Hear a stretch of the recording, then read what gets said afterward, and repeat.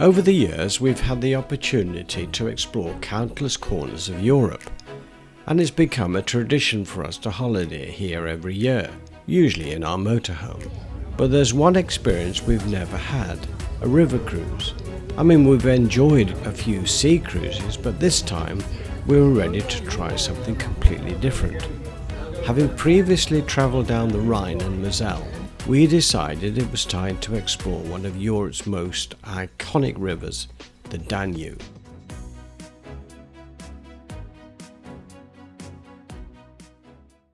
Our adventure began in Budapest, where we boarded the Avalon Impression. From there we cruised upstream, soaking in the charm of Bratislava, the elegance of Vienna, and the stunning beauty of the Wachau Valley, before finishing our journey in Wilshofen, Germany. Along the way we visited grand cities, picturesque towns and lush landscapes, all while enjoying the luxury and ease of life on the river. In this video we'll take you through our very first river cruise experience, from the standout moments and hidden gems to the lessons we learnt along the way. We'll also share whether this unique way of travelling lived up to our expectations and whether it might just be the perfect option for your next holiday. Before we continue our journey, one thing that may have struck you, as it did me, is just how many wonderful and magnificent buildings line this route along the Danube. To understand why, you need to look back in time.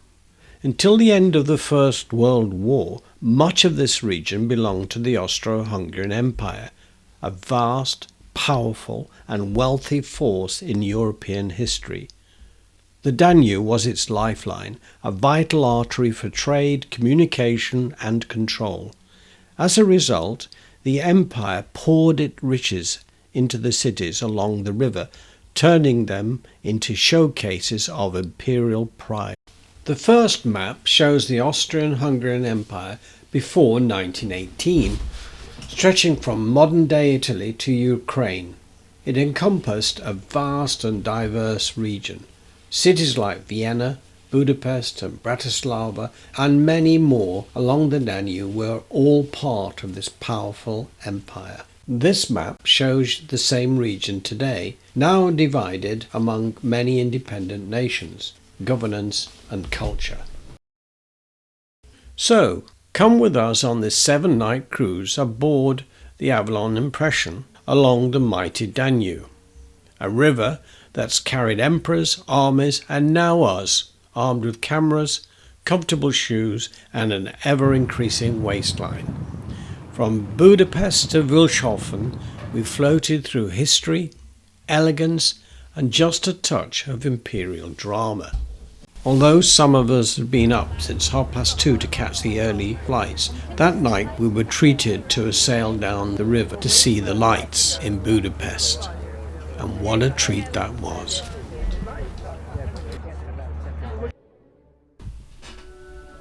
We were also treated to a very informative and sometimes amusing commentary by our cruise director.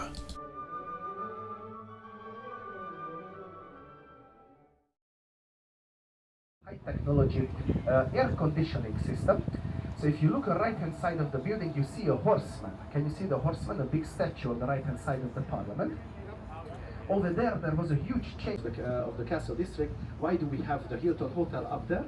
Well, ladies and gentlemen, if you know about a lady called Zsa Gabor, she was in really good terms with Mr. Hilton, and she actually paved the road for himself to have the license to build that hotel up over there.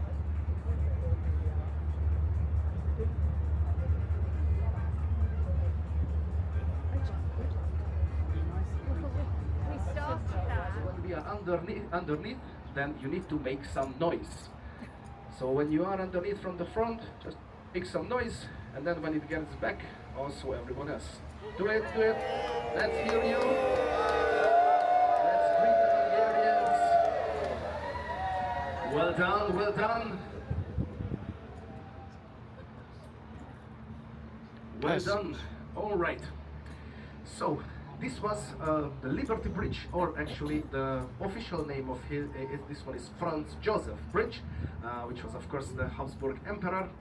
Top of the hill, then you see the former royal palace with this beautiful dome in the middle, which as I said, it's a former royal palace because we don't have royalty anymore. The original design was not like this at the end of this building, but again they managed to do it. If you look on the left-hand side of this area, this is the area where they build a lot of recreational. Out of that 15 people, 8 of them were asking that what is this one. But anyway, we have it. So enjoy it, take some pictures, and then that's that. The package we were on was all inclusive, and that included the excursions. Now they usually took place morning and afternoon because it wanted to get you back for lunch. And that means an early start, and if you do both morning and afternoon, it really doesn't give you much time for relaxation. But it would be a shame to miss the delights of these amazing cities. Two things were against us. A, it was about 33 degrees, and the other one is there's not much you can see in the morning. But it's enough to make you want to come back and explore more. Our first trip in the morning was a coach trip. Really, this was just a drive around to see the highlights of the city. There was a short break where we tasted a traditional cake and had a drink. Don't think the drink was very popular, but the chimney cake was tasty.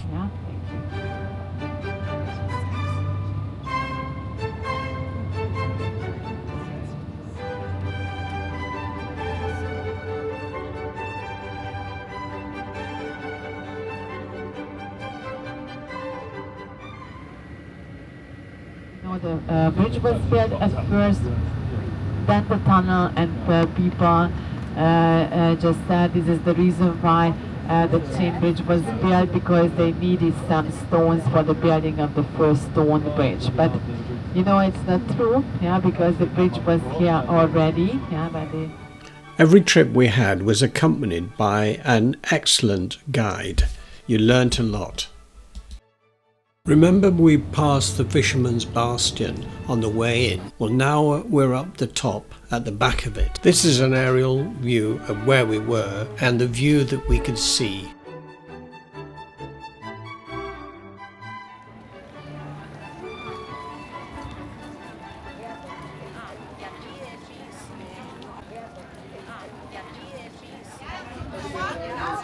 Castle Hill, also known as Buda Castle Hill, is a UNESCO World Heritage Site and one of Budapest's most iconic areas. It's situated on a plateau overlooking the Danube River.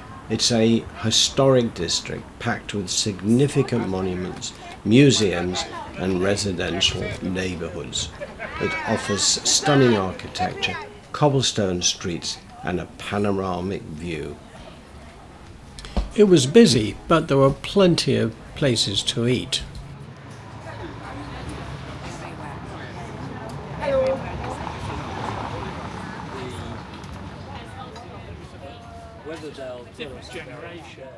I think it was about 32 degrees today, but at least she's cool. And so it's back to the ship for lunch. Now we don't normally eat much lunch, but when the boat has gone to so much trouble to lay on such an elaborate feast, it would be very impolite not to take part. The second tour in the afternoon involved a lot more walking, thank goodness, and we were to visit Heroes Square and the Hungarian State Opera. The Emperor of Austria-Hungary, Franz Joseph I, did place a size restriction on the Budapest Opera House, requiring it to be smaller than the Vienna State Opera. This was a condition of his co-financing the project, as he wanted to maintain Vienna's status as the premier capital within the Austro-Hungarian Empire. While the Budapest Opera House was ultimately not as large as the Vienna State Opera, when he visited it, rumour has it that whilst he did say it wasn't to be bigger, he placed no restriction on it being prettier and was blown away by its beauty.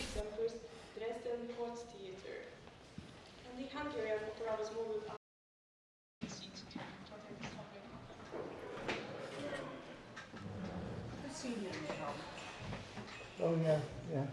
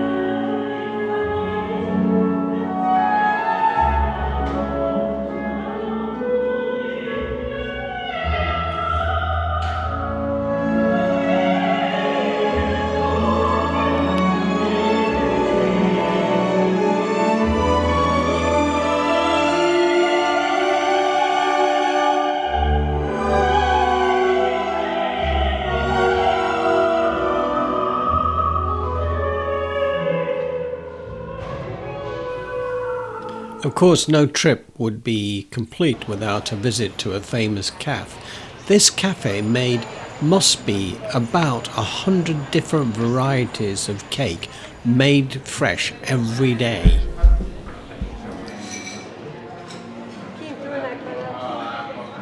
Yes, please.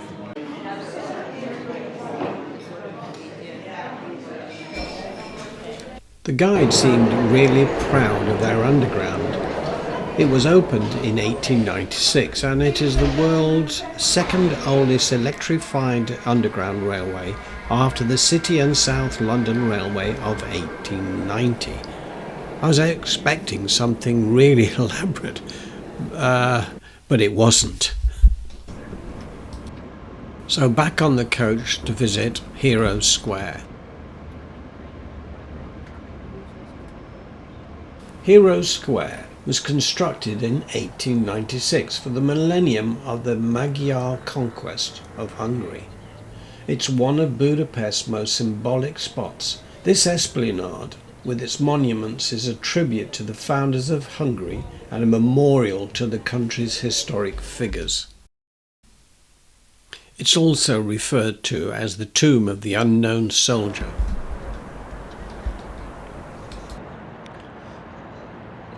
On top of this column is a statue of the Archangel Gabriel. And those two statues we're looking at represent war and peace.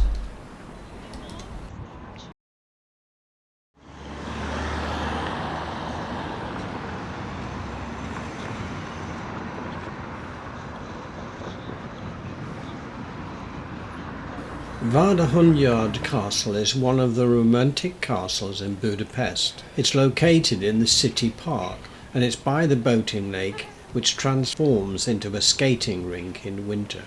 The castle, despite all appearances, was built in 1896 and is really a fantasy pastiche, showing the architectural evolution through the centuries. The castle is home to several festivals, concerts and exhibitions. Let me use my flag as a pointer. The chronology of the architectural... When there's so much history nearby, I thought this was just a little bit odd.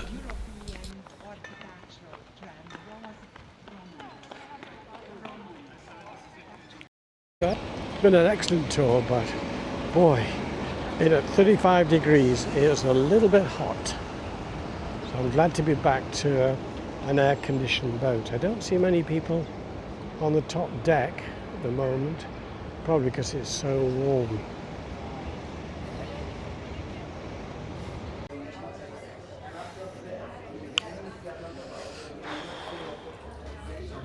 Well, it's happy hour now. Are they? Okay, so let's go and get a drink. God, not still here.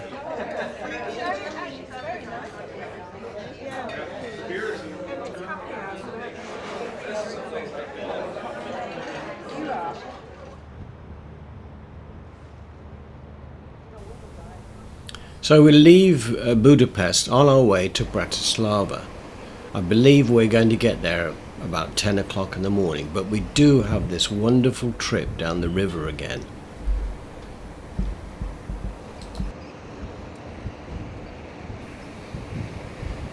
Our visit to Budapest, though brief, was filled with rich impressions, from the grandeur of its architecture to the life along the Danube. River cruises only offer a short window into each destination, and while we managed to see and do a lot in just a day, we know we only scratched the surface. There's so much more to explore, and that gives us a reason to return one day. For now, we leave with lasting memories and a deeper appreciation of this beautiful city. Hi everyone, thanks so much for watching. If you enjoyed this video, give it a thumbs up. It really helps more people discover our channel.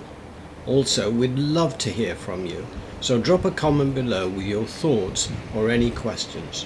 And finally, if you want to join us in our next adventure, hit subscribe and ring the bell so you never miss an upload. See you in the next one.